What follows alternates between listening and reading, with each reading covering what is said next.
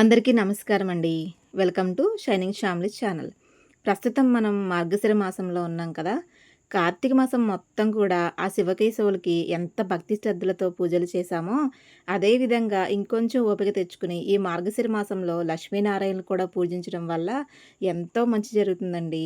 లక్ష్మీనారాయణులకి ఎంతో ప్రీతికరమైన ఈ మార్గశిర మాసంలో వచ్చే గురువారాలు లక్ష్మీ పూజ విశేషంగా చేస్తారు.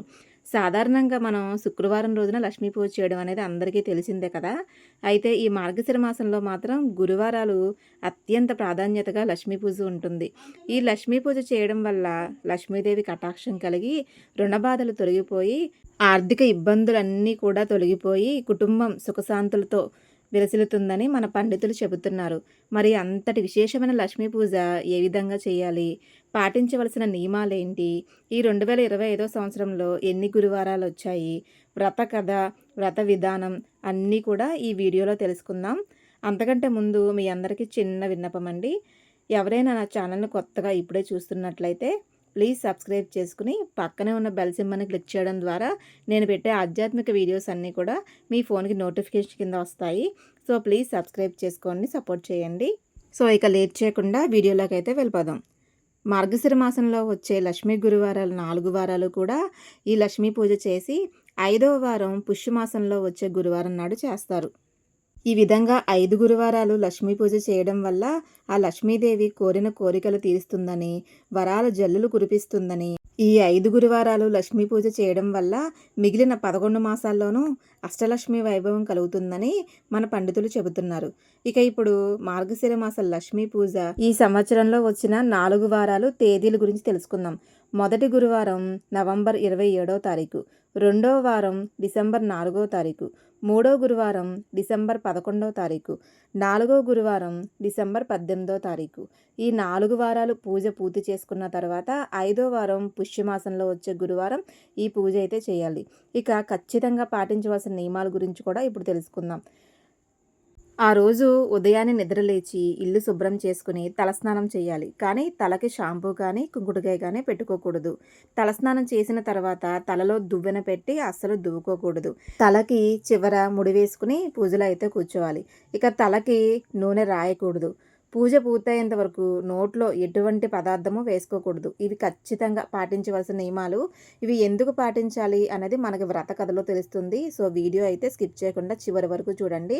వ్రత కథ కూడా చాలా బాగుంటుంది. ఇక మనం పూజకు సిద్ధమైన తర్వాత లక్ష్మీ అమ్మవారిది ఫోటో కానీ, చిన్న విగ్రహం కానీ సిద్ధం చేసుకోవాలి. మొట్టమొదటిగా గణపతికి ప్రథమ పూజ చేసి, తర్వాత అమ్మవారికి అదాంగ పూజ, షోడచోపచార పూజ కూడా చేసి లక్ష్మీ అష్టోత్తరం చదువుకోవాలి. తరువాత అమ్మవారికి నైవేద్యం సమర్పించి హారతి ఇచ్చి మార్గశిర లక్ష్మీ పూజ కథ కూడా చదువుకుని అక్షతలను శిరస్సున వేసుకోవాలి. ఈ విధంగా ఈ మాసంలో వచ్చే అన్ని గురువారాలు లక్ష్మీ పూజ చేసుకోవాలి. ఇక అమ్మవారికి ఒక్కొక్క వారం ఒక్కో నైవేద్యం ప్రత్యేకంగా పెడతారు. అవి ఏంటనేది ఇప్పుడు చూద్దాం. మొదటి వారం పులగాన్ని నైవేద్యంగా పెడతారు. ఇక రెండో వారం అట్లు తిమ్మనం పెడతారు. మూడో వారం అప్పాలు పరమన్నం పెడతారు. నాలుగో వారం పులిహోర గారెలు పెడతారు. ఐదవ వారం పూర్ణం బూరెలు పెడతారు. ఇవన్నీ మేము చేయలేమండి నైవేద్యాలు అనుకుంటే ప్రతి వారము కూడా బెల్లం పరమాన్నం కూడా వండి అమ్మవారికి నైవేద్యంగా పెట్టుకోవచ్చండి. పూజ పూర్తయిన తర్వాత ఇక తప్పకుండా చదువుకోవాల్సిన వ్రత కథ తెలుసుకుందాం. పూర్వం కళింగ దేశమందు ఒక బ్రాహ్మణుడు ఉండేవాడు. అతనికి భార్య, ఒక కూతురు ఉన్నారు. కూతురు పేరు సుశీల. ఆమె చిన్నతనంలోనే తల్లి చనిపోయింది. తర్వాత ఆ బ్రాహ్మణుడు మరొక పెళ్లి చేసుకుంటారు. ఆమెకు 2 పిల్లలు పుడతారు. అప్పటికి సుశీల కొంచెం పెద్దదవుతుంది. ఆ తల్లి తన చిన్న పిల్లల్ని ఎత్తుకోమని సుశీలకి ఇచ్చి ఆమెకు చిన్న బెల్లం ముక్క పెట్టేది. అప్పుడు వారి ఇంటెదురుగుంట ఉన్నవారు ఈ మార్గశిర లక్ష్మీ పూజ చేయడం చూసి సుశీల అదే మాదిరిగా బంకమన్నుతో లక్ష్మీదేవి ప్రతిమను చేసి తన తల్లి ఇచ్చిన బెల్లం ముక్కను నైవేద్యంగా పెట్టి 4 గురువారాలు పూజ చేసుకుంది. ఇలా కొన్నాళ్ళు చేసుకునేటప్పటికీ ఆమె పుట్టింటి వారు సకల సంపదలతో తొలతూగారు. కొన్నాళ్లకు ఆమెకు వివాహం అయ్యింది. ఆమె అత్తవారింటికి పోతూ పోతూ తాను చేసుకున్న లక్ష్మీ అమ్మవారి ప్రతిమను తీసుకుని వెళ్ళింది. అలా వెళ్ళిన వెంటనే కన్నవారు నిరుపేదలుగా అయ్యారు. మెట్టింటి వారు అష్టైశ్వర్యాలతో తొలతూగారు. అప్పుడు సుశీల తల్లి దరిద్రమును భరించలేక కొడుకును పిలిచి, నువ్వు అక్క ఇంటికి వెళ్ళి మన పరిస్థితి గురించి చెప్పి ఏమైనా సాయం అడగమని చెబుతుంది. సుశీల ఇంటికి తమ్ముడు వెళ్ళి వారు పడుతున్న ఇబ్బందుల గురించి చెప్తాడు. పుట్టింటి దుస్థితి తెలుసుకున్న సుశీల ఒక కర్రను తొలిచి దాని నిండా వరహాలు పోసి అతనికి ఇచ్చుద్ది.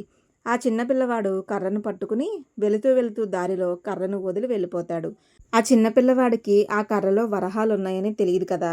ఇక ఇంటికి వెళ్ళిన తర్వాత తల్లి కొడుకుని "అక్క ఏమైనా ఇచ్చిందా?" అంటే "కర్ర ఇచ్చింది" అని చెప్తాడు. "ఎక్కడో వదిలేసానని" కూడా చెప్తాడు.